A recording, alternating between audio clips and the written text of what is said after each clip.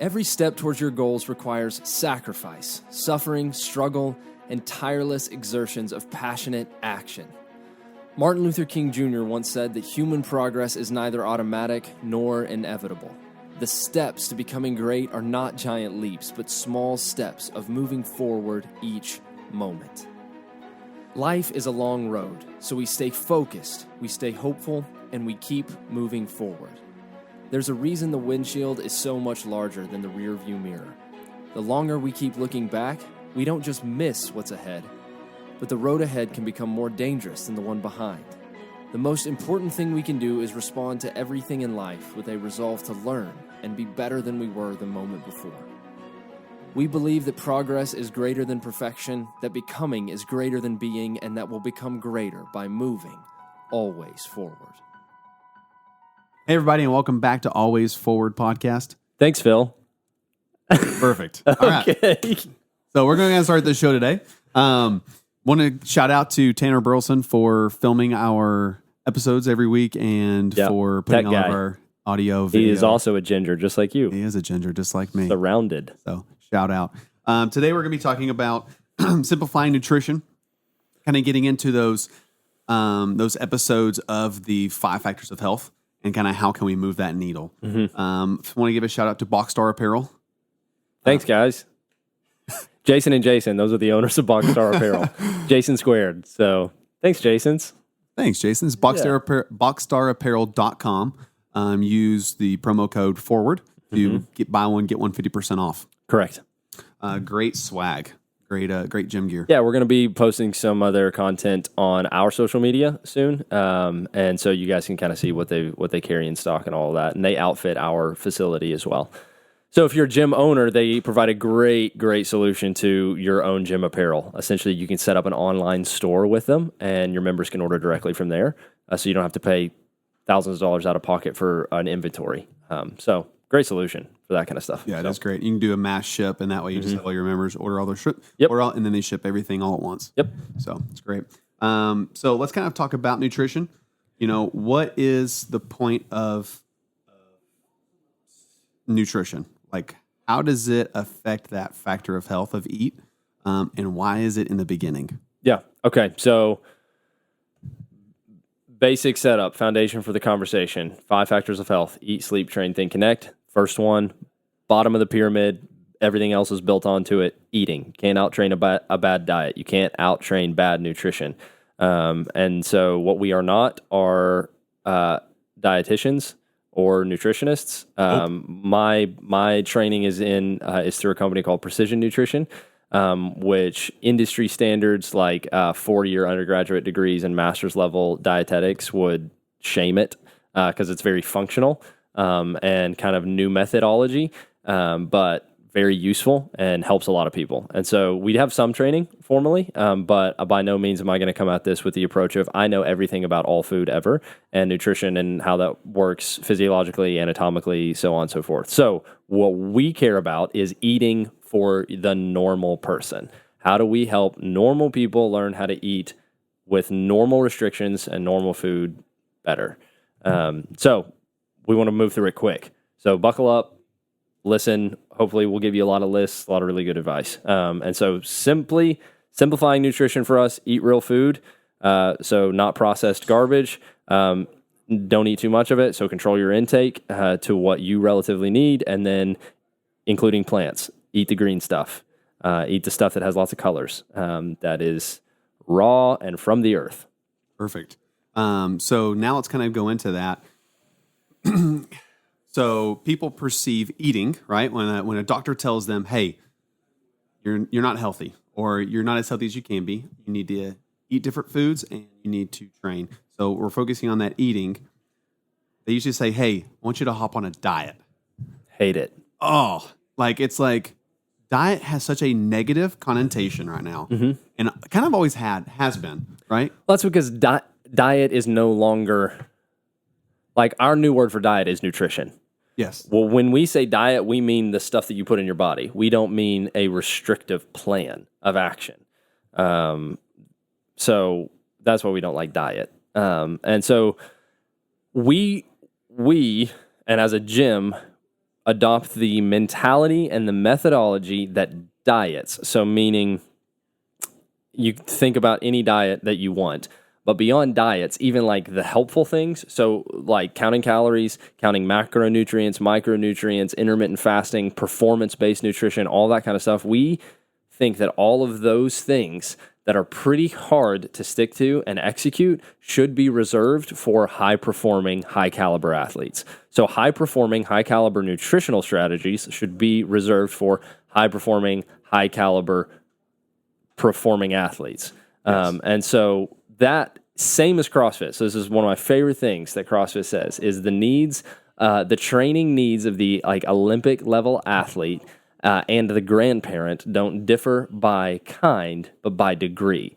You're doing the same things at a different level. So our nutrition strategy is, of course, calories, of course, nutrients, of course, like volume and timing of food and consistency of when you eat and all of that kind of stuff. Of course, it's the same thing. It's just not quite as rigid. It's a different level for a different goal.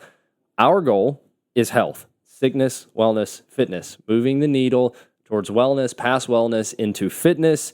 That's our goal. With that, we want to have solid nutritional strategy, not some restrictive, high-performing, high-intensity diet. And so our goal is health, general health, lean body composition. So decrease body fat, increase muscle mass. One of our goals is to be around for a long time, to live longer. Our goal is to look good, to feel good, and to live well. That's what nutrition means for us, is what nutritional strategies do we need to implement to achieve those things. To achieve those things, we don't believe in diets. So we don't believe in restrictive diets. We don't believe that it really works. For sustainability. For sustainability. For short periods, it can. Sure. And I guess I can give like an IE. My dad was like 60, 70 pounds overweight, right? And he did, what is the diet that you eat? A lot of just fats and proteins. Hardly no carbs. Keto? Keto. He did keto because he was quite a bit overweight. And it helped him shape that and lose a lot of weight. Right. Now he's lost a lot of muscle mass. Yeah. Because you have to have carbs for your muscles Right. and stuff. And so, but diets are great for short term. Right. Short term. Kick starts and stuff like that. And here's the thing. The reason that worked for your dad is because whenever he shifted into being on a diet, he became mindful. Yep. He just started caring about what he was putting in his body. Yep. So if a diet does that for you, excellent. So if you're going to diet, if you're the kind of person that's like, I'm just going to, for the rest of my life, I have to diet. I'm going to transition for the rest of my life from one diet to the other. Here's our first list. Here are the 5 characteristics of a good diet. If you're going to diet, these 5 things need to be involved. 1, you need to care about food, essentially. You have to care about what goes in your body. You care about eating and awareness. So that's why it works for some people. You are shifting from eating everything and anything all of the time in any amount to going, I'm going to diet, so now I understand that I'm going to put these parameters around it, so now I'm mindful. It's going to make a huge difference.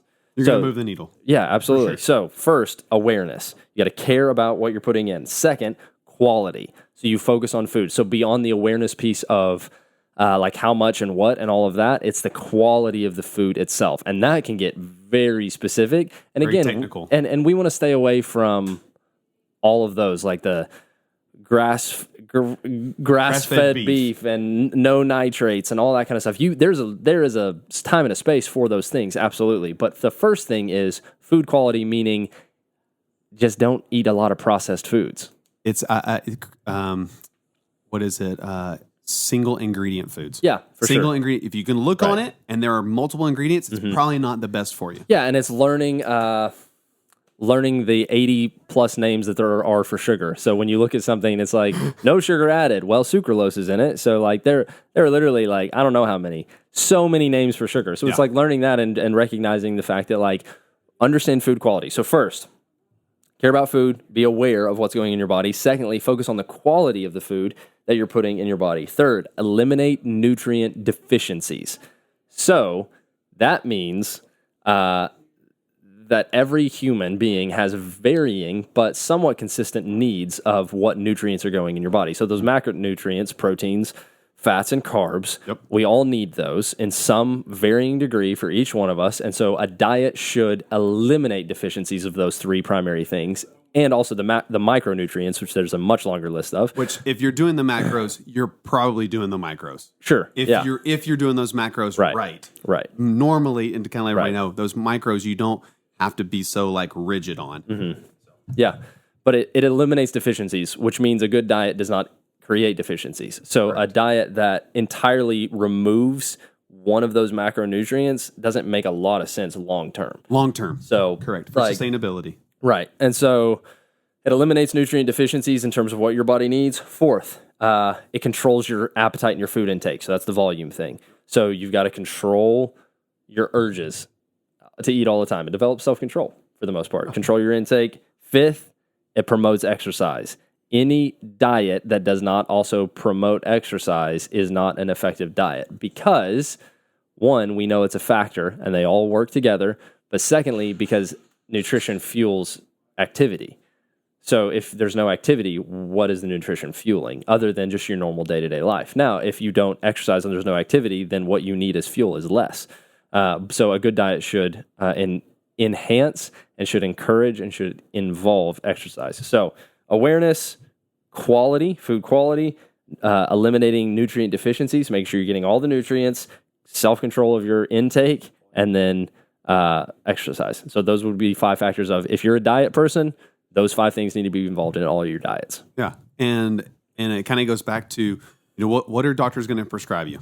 Most of the time, they're going to describe you eating well and then training, some sort of exercise. And like you said, they go both hand in hand. Because that's most things is, hey, I want you to move. I want you to eat well. Yeah. So I have done multiple different diets. I have.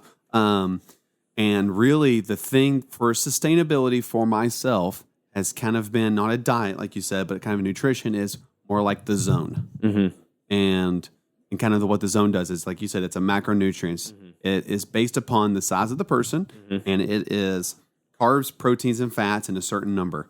All you got to do is weigh your food, and then you're good. Yeah, you start weighing your food and you're being super mindful about how you're eating. The zone diet's good, and there's a lot of information about that online. Just look it up. It's literally called the Zone Diet. Yep. We support it. I think it works because it is just more of a mindful eating diet.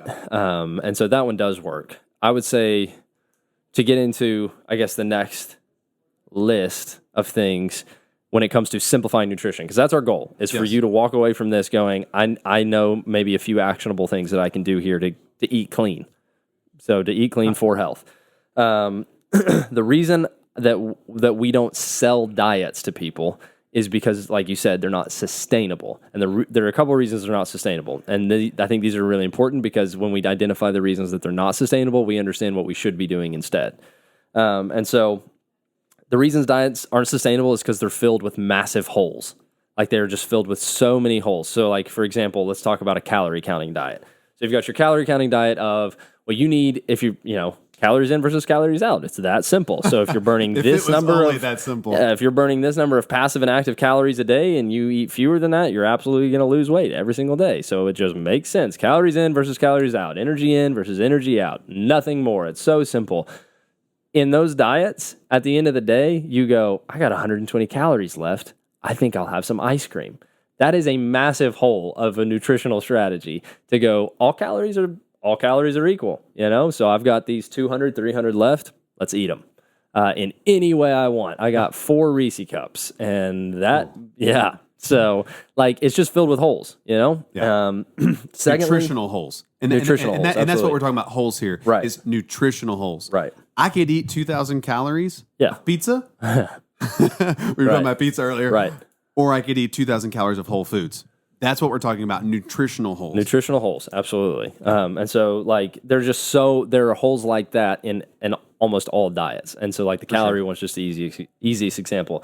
Another reason that they're not sustainable, and the thing we want to combat, is that they create an unhealthy relationship with food. It creates this light and dark, good and evil mentality towards food itself, and it leads to, like, food shaming, and it leads to binge eating too, because, like, you control.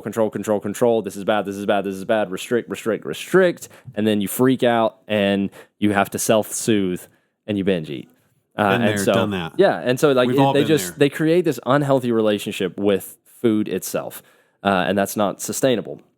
They lead to a lot of times when done for too long, they lead to just really adverse effects. And so like the keto diet can lead to some pretty adverse effects when sustained for too long of a too time. long, I mean, for like sure. your carbs are the primary nutrient that your brain uses to operate. The So- source of energy. Right. And yeah. Yeah, and like people don't understand. People are like, well, all carbs are bad. Like dirty carbs in excess consumed through sugary, high processed foods, absolutely. We agree. Get off those carbs. But if you're in here training a lot, like it's your energy source. So if you don't have that nutrient in your body, what you're going to end up doing is burning through your muscle, like at a certain period. And so like it's necessary. And so it leads to adverse effects long term. But ultimately for me, the reason that diets are not sustainable is because they require expert level knowledge to execute. You know what I mean? Like you have, understand it. yeah, to understand what you're doing, you have to understand everything about all nutrients and how food works and when your body needs what. And you have to learn about like time periods and when should you, it's the whole like age old, should I drink protein 10 minutes after I work out while I'm working out, 30 minutes after I work out? Should it be whey, casein? What kind of protein should I take? Should it be with milk? Should it be with water? Should it be with almond milk? Like Missed my window. I've missed my, yeah. So it's just like, it requires this expert level knowledge. And here is the problem. Everyone is an expert on everything. So you can just listen to anyone. And so too many people say things that they know nothing about. And now people are legitimately implementing like high impacting nutritional methods based on some idiot who said something that knows nothing. Because It was just their thought process. right. and- Because some dude can bench press a lot. You thought you needed to listen to him about Hey, I always eat a donut after I work out. yes. So everybody needs to eat Yeah, donuts. that story of man, I wasn't losing any weight, and then I started eating I started eating donuts every weekend, and I've lost 5 pounds. It's the answer for everybody. No, like it's not how it works, and so like it requires expert level knowledge that without it, you're going to end up just bouncing from fad diet to fad diet to fad diet over and over and over and over again. So instead of dieting, plans, restrictions, all of that, we want to go just learn high impact nutritional strategies that you can implement for literally like the rest of your life. So we're focused instead of on diets, good nutrition. What is good nutrition essentially? Perfect. So let's kind of stop. Let's do a hot take real quick. Oh no. Pew, pew, pew, pew. What are we doing? Okay. Peanut butter and jelly. Everybody loves peanut butter and jelly sandwiches. Yeah. Okay. If you don't, I feel bad for you. do You're too. missing out. Yeah. Okay. Strawberry or grape? Grape. Really? Yeah. Strawberry is the nectar. Grape. Oh, okay. Let us know. What kind of peanut butter though? That's not the question. Sorry. Oh, no. We could get it could be almond butter, peanut butter, it could be cashew butter. I do like a good almond butter, PB&J. Ooh, yeah, grape though. Okay. I'm strawberry. Okay, we'll see what happens. We'll see. Let us know. Hit it in hashtag. Let's God. see. Hashtag PB&J. Last week's hashtag cow broth. I think that's our best hashtag so far. Oh God. So, yeah, let us know what you think, strawberry or grape. Cool. So let's kind of move on. What are some of those good nutrition habits? Okay. And kind of how can we break that down to use daily? Because we're talking to kids. We are talking to teenagers. We are talking to college students. yeah. We're talking to parents. We're talking to grandparents. That's what's really great about nutrition. Like you said, it varies by degree, not by difference. Right. Not by kind. Like everybody needs the same things in different degrees Yeah. based on your output. Yep. You eat relative to your intensity. And so how do you need to perform? At what level do you need to perform? That means what do you need? For me, we train a lot. We train with a lot of intensity. My metabolism operates in a way that it's fast and it's very hard for me to gain weight. And I would like to continue to gain weight. And so I eat very differently than someone who is trying to have the opposite outcome. So Losing weight. it makes absolutely no sense for me to consume the exact same things as somebody in here who is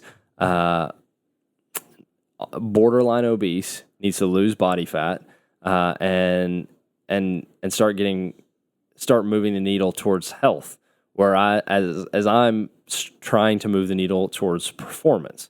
You're moving Now, that needle at from wellness to fitness now. Yeah, and at the same time, we still eat the same stuff, just in a different implementation, like in a different volume and all that kind of stuff. So it's still the same thing. Real food, not too much, meaning eat the amount you need, and mostly plants. Eat relative to your intensity.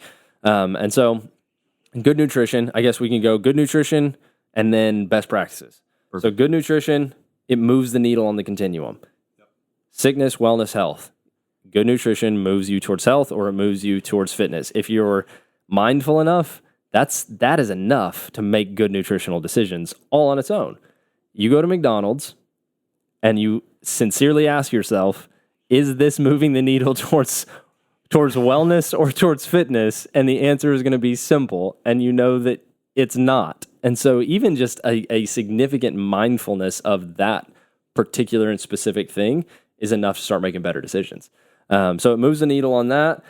It helps control energy in versus energy out. You eat based on your performance. So good nutrition does do that. It's just not the whole picture. And so energy in versus energy out. Good nutrition should sincerely help you look better, feel better, and perform better. If it's not doing those things, it's not right for you. And it takes time. So understand that, let's say you're 40 years old and you've had poor nutritional habits and exercise habits for your entire life. It took you 40 years to get to where you're at. You're not going to see every bit of the result, every bit of the results that you want in a month. It's going to take some time. But to that point, you should feel drastically different after a couple of weeks. I was about to say, I want to say to change anything in a diet, you have to do it at least 30 days. Yeah. Like if I'm going to, let's say the zone, right? If I'm going to change up how much fats I'm going to take in, so kind of plug in with the zone, they never change the number of carbs and proteins that go in and out. The only number that changes whenever you're changing the zone up a little bit is you can add more fats because fats don't make you fat. No. That's ironically, no. Ironically, right? Yeah. So I can eat more nuts, seeds, that kind of stuff, right? Yeah. And so you want to go at least 30 days on whatever nutrition you're going, and then you can tweak it from there. And that's the biggest thing, man. Good nutrition is flexible. Yes. So it's flexible because life is long and people are different. And one specific structure and strategy will not work for everybody. And so it's got to be flexible. So that means you are going to have to be patient enough to give it time to learn. I am just now starting to figure out what really makes me feel and perform better. And so it just takes time. So it's flexible. It's got to be relative to you. And so yes, good nutrition helps you look, feel, and perform better, but this is the next one. Good nutrition is outcome based, meaning if it's not working for you, it's not good nutrition. What's good nutrition for you may not be good nutrition for me. There are bottom line foundational best practices and just straight up truths regarding nutrition. But what works for you doesn't work for me. So it's outcome based, it's personalized, it's relative to you. And so you got to mess with it. You got to tweak that stuff. And if you operate with that first thing in mind of, okay, is this moving the needle towards health and wellness? You're always moving forward in your health because of your nutrition, but you can continue to make it more and more effective. It's just got to be flexible. So good nutrition is flexible, and it's outcome based. It needs to work for you, and you need to be honest about that. If you're not feeling it, it's not right. And so let's make some adjustments. Let's kind of bother. You don't have to be the weird dude that goes to a kid's birthday party that pulls out a bag of almonds, and instead of eating a small sliver of a cake or eating with everybody, you're kind of in that corner and you're kind of munching on your almonds. Don't be that guy. No. And life is flexible. That guy is the guy that ends up saying stupid stuff that everyone feels like, well, he said that, so I need to do the same thing, I guess. That's the guy that's like, yeah, donuts help me lose weight. And everybody listens and then does it and gains weight. So It just isn't helpful. So understand that while it's relative to you, it's also relative to everybody else. There are some very basic level realities across the board. But other than that, you gotta play with it. You gotta mess with it. And you also have to understand the point of this is to live a long, fulfilling, functionally able life. To do that, being wildly restrictive and miserable isn't really living life well. No. And so you have to learn how to like not have that horrible relationship with food where you know that every bit of sugar is terrible. It's just the fact that like the average American consumes more sugar than they do probably any macronutrient. More grams of sugar. Right. And Yeah. so it's like that's the problem at hand. And so like it's just being mindful of that kind of stuff, I think. So You know, we're in the South where everybody drinks Mountain Dew. Mountain Yeah. Dew's huge here. yeah. And it's like 72 grams of sugar, I think, in one bottle of Mountain Dew. Yeah. And I want to That's say, wild. what is the daily nutrition for consumed sugar? Less than that. It's less than that. So like you're going over that quota Yeah. of drinking one thing. Yeah. So That's shocking. bad here. Yeah, let's do that then. Let's go. What are some of your best practices? And then let's even finish with talking about what are some very simple things that I can change today. now. Today. Okay. So this is something that me and Jameson kind of talked about a little bit is what are the best practices? My best practice and one that I feel like moves the needle and starts the day off the best is actually something that you do the day before or even 2 days before. Prepare. Preparing food and packaging it and doing it in one lump sum or the night before will prepare you for the next day. So like kind of talk about, I get up really early in the morning, right? And I'm not home for 12 to 14 hours. So if I don't bring food with me to work, that's good, wholesome food. One, I'm going to be spending a lot of money if I eat wholesome foods, eating out, right, for 3 or 4 meals because I'll come in, I'll train after I coach. And so I need those performance fuels to have on the go right then and there, right? So if I have those foods, I'm not going to run down to the store and grab a Cliff Bar, even though a Cliff Bar could be great, but it still has a lot of sugar in it, and it's not what I need at that point in time. Right. So preparing food and having it ready for when you need it, I feel is hands down the number one priority. Cool. I think in addition to that, I would say a best practice for me is it's very similar to yours. You're setting yourself up to be able to make the best decision. So let's say that's not the case. You haven't prepared beforehand. So you haven't prepared beforehand. You don't have a cooler with all of these meals prepped or you don't, whatever. And so understanding that good nutrition has to be why we have said, I should have touched on this earlier, but why we've said like good nutrition is relative to you. It's good nutrition has to work in a real person's life. And life is crazy for most people. There are like busyness and commutes and responsibilities and hobbies and all kinds of stuff that causes you to constantly be moving around. And like most likely you don't do the same thing every single day. Like you don't have a strict schedule that causes you to do the same things every day. And there are variables every day. And your nutrition gets lost in that. It takes a back seat. And so what you're saying, prepare for that. Prepare beforehand for the fact that life is crazy. Yep. And also understand that you're going to have to provide yourself some flexibility and some grace in your nutrition because life's also crazy. So let's say you've prepared and you've done your best, but stuff happens. Yeah. And you got to eat out.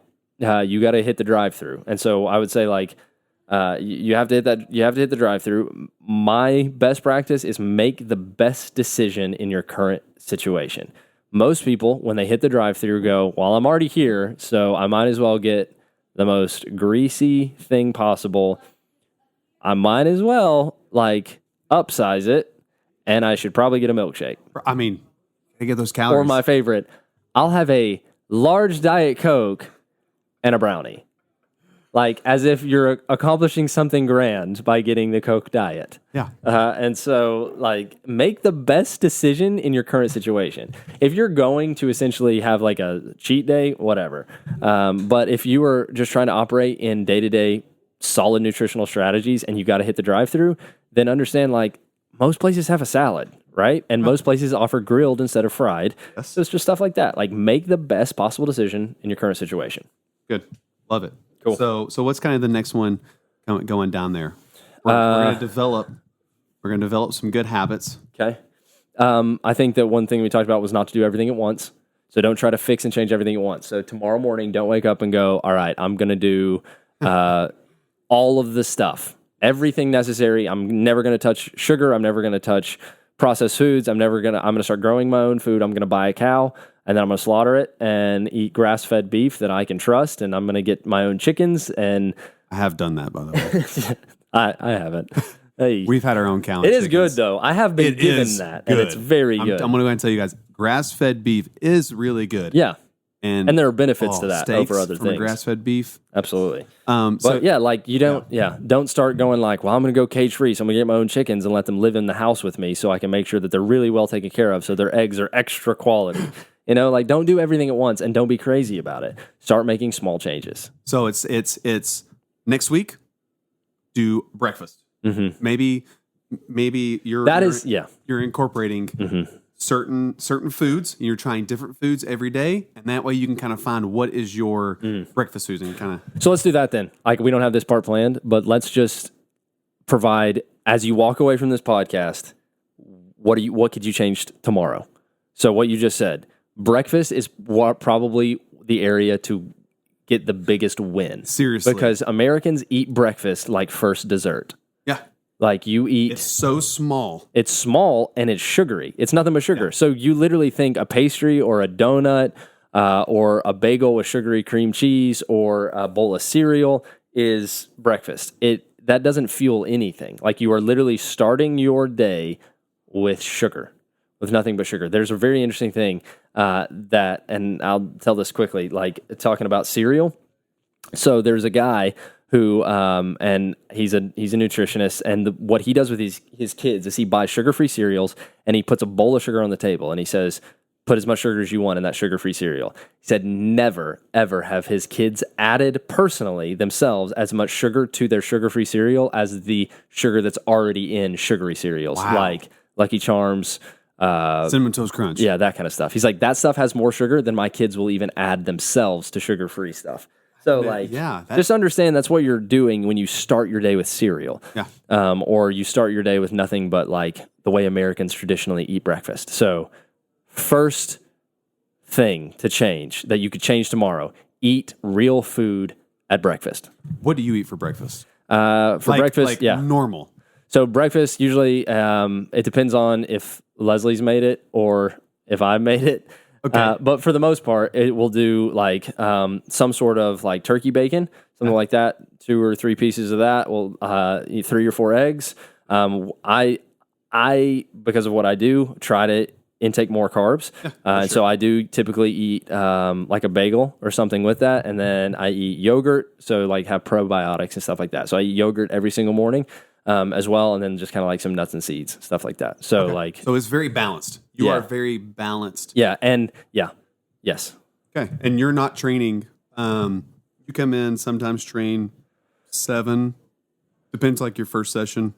Yeah, kind of thing. In the mornings. You eat before you come in, correct? Try to. Okay. Mm-hmm. Yeah. And then so mine differs because when I'm gone all morning, right, I have to bring something. So if I'm training, I'll eat a banana on the way to the gym, right? Yeah. So some fast digesting carbs. Right. This kind of goes for those people that are working out early in the morning, or maybe they right because it is hard to eat before that. It's hard, especially doing high intensity. Right. Yeah. Yeah. So, and then after that, I will eat yogurt and granola, and so getting in some of those carbs and then getting some probiotics. Sure. But if I'm at home, I am a big fan, and you're gonna knock this maybe. We'll see. I like oatmeal, and I do about 5 over easy eggs. Cut them over top of the oatmeal. Oh wow, that's interesting. Oatmeal is good though. I mean, like obviously, if you're not getting like what is it, Quaker oats, and it's like the just bag of sugar that you pour into it, like oatmeal is good. Oats are good. Steel cut oats, like understand, like there's a big difference between oats. So if you get steel cut oats, that's a lot better. So yeah, I would say first thing, breakfast. Eat real food at breakfast. Yes. Second thing, cut out completely or limit the soda. That's it's huge. Yes. Like people don't understand. No. If you did nothing but just cut out soda, period, out of your Shocking. Out of your nutrition right now, you would lose weight Get more energy. Yeah. and become less pre-diabetic. Yes. Right there by just doing that right there. Yeah. Yeah. Drink more water. So people. drink more water, cut the sodas. If you drink 5 sodas a day, try for 2. Yeah. If you drink 1 soda Small a day, steps. try for none. And also understand that, yes, while soda is worse for you because of the other things in it, you don't get to substitute soda for sweet tea. Like, there's more in that. Yes. So, like, sugar. you don't get to get sweet tea and go, like, I am making a really good decision here. But look for the win. So if that is a first win for you, great. So cut the soda. So eat real food at breakfast, cut or limit, decrease the soda intake. Third, greens at every meal. Some sort of greens. Some sort of greens. So, like, handful of spinach, handful of kale, like broccoli, whatever. It helps the whole digestive process. Yeah. So greens at every single meal, a handful of greens. Trying to think of anything else. I got those 3. You got any? And you hit them good. I feel like that's the big things to focus on. If you're a drinker, which is fine if you are, liquor instead of beer. Honestly, then you're in the clear. Liquor instead of beer, then you're in the clear. Like, yeah, I mean, it's just better for you. I don't drink, so I don't. Yeah, it's just that's like empty carbs. Nutritionally, it definitely is, and nutritionally, like, honestly, for a lot of people, especially in our area, you drink a lot of beer. It's just as bad. It's just as bad, and it's just as big of a problem and a health detriment as the soda thing. And so, like, if you're going, well, I'm going to drink. If I'm just a social drinker or whatever, like, liquor instead of beer, man. Like, it's just better. And then, like, coffees, dude. So I guess this will be the 5th one. So we've got eat real food at breakfast, cut the sodas, cut or limit the sodas, greens at every meal, liquor instead of beer, and then 5th with your coffee. Understand that still counts.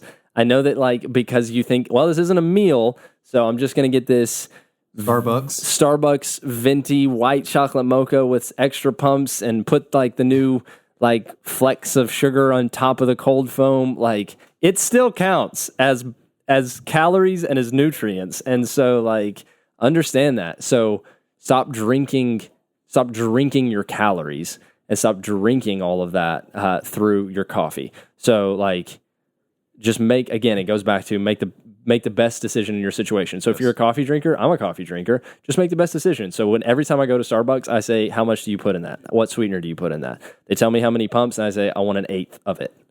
So, like, sometimes if they're like 1 pump, I'm like, literally barely push it down. Tap it. Like, literally just tap the thing. And so I'm like, because I want it to taste that way. Yeah. And I don't want to be like, I'm just drinking black coffee and nothing else. I like my coffee like my soul. Right. And so, like, just make that best decision. So, you know, like, cut the whipped cream off of it. If you are just a standard coffee drinker, like, use cream instead of sugar to sweeten it or whatever. And so, like, make the best possible decision with that. And just understand that, like, if you're eating clean for breakfast, lunch, and dinner, but drinking, like, coffees and stuff like that all of the time, like, that's a huge detriment. You're hurting it. You're cutting your legs out from underneath it. Yeah. So those things. Real food at breakfast. You could change this tomorrow, and you could just do these things for the next month, and it would make a huge difference. Real food at breakfast. Cut the sodas. Greens at every meal. Liquor instead of beer. Make good decisions at Starbucks. I don't know what to call the 5th one. Yeah. So, love it. Cool. So thank you all for listening today. Please let us know about your hot take. And great. Oh, had to put that in there. Yep. And then next episode's going to be talking about sleep, the power of sleep, which we're going to have a guest speaker. Yeah, we're going to get hopefully one of the doctors who trains and works out here that we know to speak to that from a more medical perspective. So the power of sleep. Sleep is your superpower. Principles and habits for better sleep. Perfect. And out.